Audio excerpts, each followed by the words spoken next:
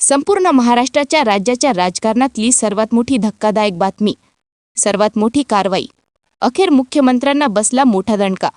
पवार साहेबांनी चप्र फिरवली. पवार साहेब म्हणजे गेम चेंजर. राजकारणातील बादशहार पवार साहेब म्हणजे किंग मेकर. विरोधकांनाही पवार साहेब घाम फोडणारे. यावेळी पवार साहेबांनी अशी काही चाळ टाकली आहेत, अशी काही खेळी केली आहेत, ज्यामुळे अक्षरशः मुख्यमंत्र्यांना घाम फुटला आहेत. ही पवार साहेबांची पडद्यामागील चाल आणि गुप्त डाव सर्व आपण तुम्हाला व्हिडिओमध्ये सांगणार आहेत.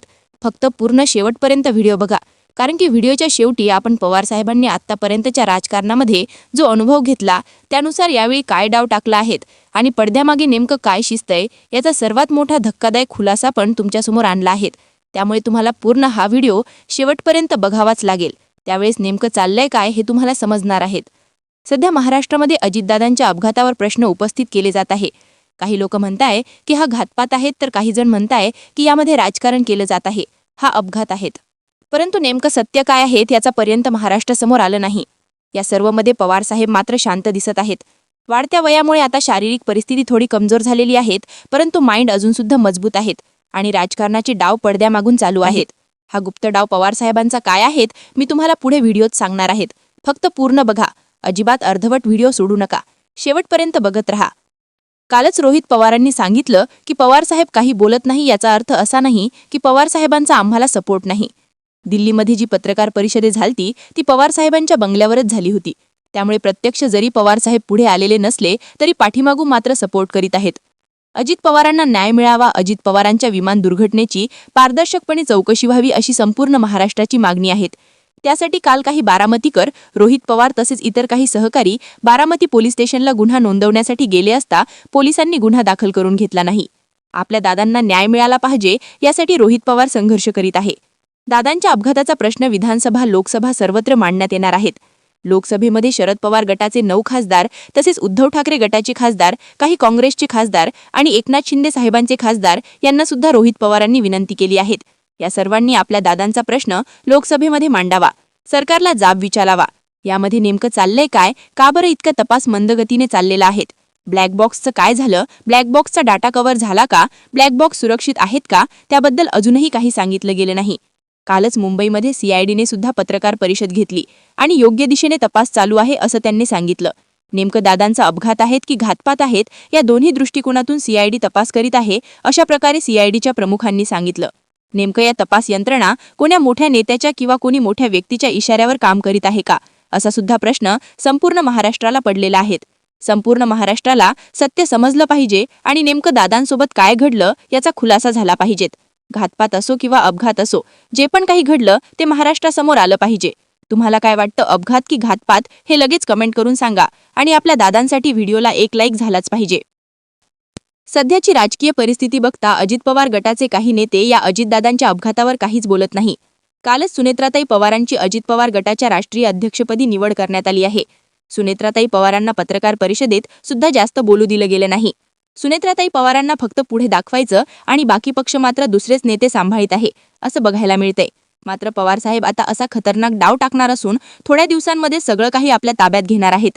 जनतेने फक्त अजित पवारांना बघून मतदान केलं होतं किंवा विश्वास ठेवला होता, परंतु आता जनतेमधून तो विश्वास कमी होताना दिसतोय. जी लोक पवार साहेबांच्या हाताला धरून राजकारणात आली होती, ज्या लोकांना पवार साहेबांनीच मोठं केलं, ज्या लोकांना पवार साहेबांनी मोठ्या पदावर बसवलं, आज तीच लोक अप्रत्यक्षपणे पवार साहेबांना विरोध करीत आहे. दोन्ही राष्ट्रवादी एकत्र न याव्या अशी सुद्धा काही लोकांची इच्छा आहेत. त्यामुळे आता नेमकं पुढे काय घडतं त्याकडे संपूर्ण महाराष्ट्राचं लक्ष आहे. तुम्हाला काय वाटतं लगेच कमेंट करून सांगा आणि आपल्या दादांसाठी व्हिडिओला एक लाईक झालाच पाहिजे.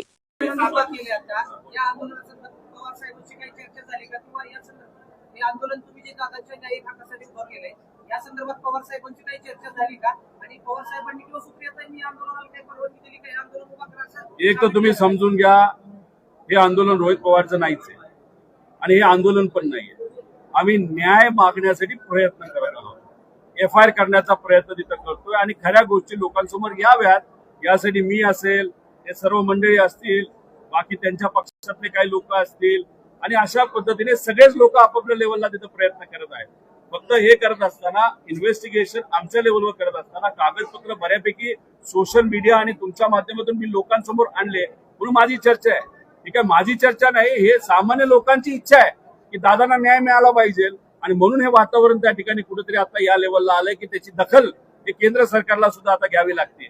विषय एवढाच आहे की साहेबांच्या बाबतीत एक गोष्ट तुम्हाला सांगतो की एखादा व्यक्ती योग्य पद्धतीने लढत असेल तर पवार साहेबांचा पाठिंबा असतो आणि पवार साहेब बोलूनच दाखवतात असं नसतं. दिल्लीला आमची प्रेस कॉन्फरन्स झाली तेव्हा दादा पवार साहेबांच्याच बंगल्यावर त्या ठिकाणी झाली होती आणि आता येणाऱ्या पार्लमेंटमध्ये 9 तारखेला सुप्रियाताई, डॉक्टर कोले व आमचे सर्व खासदार, इतर पक्षाचे सुद्धा खासदार, ज्याच्यामध्ये काँग्रेस असेल, एकनाथ शिंदे साहेबांचे सुद्धा खासदार हा मुद्दा मांडतील असं आम्हाला वाटतं. कारण का आम्हाला विरोध हा भाजपच्या नेत्यांचा त्या ठिकाणी होतो या प्रेस कॉन्फरन्सला. एकनाथ शिंदे साहेबांच्या पक्षाच्या लोकांचा, नेत्यांचा आम्हाला तिथे विरोध नाही. म्हणजे अजितदादांना न्याय मिळावं हे एकनाथ शिंदे साहेबांची सुद्धा इच्छा त्या ठिकाणी दिसते. आता FIR बाबतीत ते काय करतात ते आपण सर्वजण बघू. जर याच्यातून कुठंच काही जात नाही, आम्हाला फक्त इच्छा एवढी आहे, राजकारण आलं नाही म्हणून आम्ही कोणाचं नाव घेतो. जर वेळ आली नाही मिळतच नाही दादांना, मग नंतर आम्ही नाव घ्यायला सुरुवात.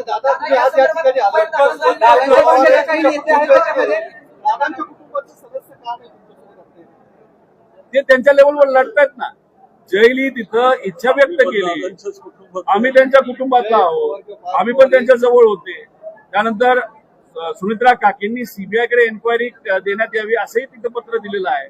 पण हे सगळं होत असताना ज्या त्रुटी आहेत, जसं FIR होणं महत्वाचं आहे, एन्क्वायरीमध्ये बऱ्याच काही गोष्टी आम्हाला जाणवत आहेत. DGCA कडनं सुद्धा काही लोकांना वाचवलं जातंय. हे जेव्हा आम्हाला कळालं, आम्ही आता प्रेस कॉन्फरन्सच्या माध्यमातून फक्त लोकांची जी इच्छा आहे की आम्हाला कळलं पाहिजे हे आम्ही त्या ठिकाणी दाखवत आहोत. शिवसेनेची लोक त्याच्यामध्ये नाही, राष्ट्रवादीचे आहेत. तुम्ही असं म्हणालात की शिवसेनेची लोक विरोध करत नाही, त्याच्यामध्ये राष्ट्रवादीची लोक आहेत. येणाऱ्या पार्लमेंट एक तर त्यांच्याकडे एकच खासदार आहे, ते आहेत सुनील तटकरे. त्यानंतर प्रफुल्ल पटेल आहेत. प्रफुल्ल पटेल अतिशय अनुभवी व्यक्तिमत्व आहे. कशामध्ये? एव्हिएशन मध्ये.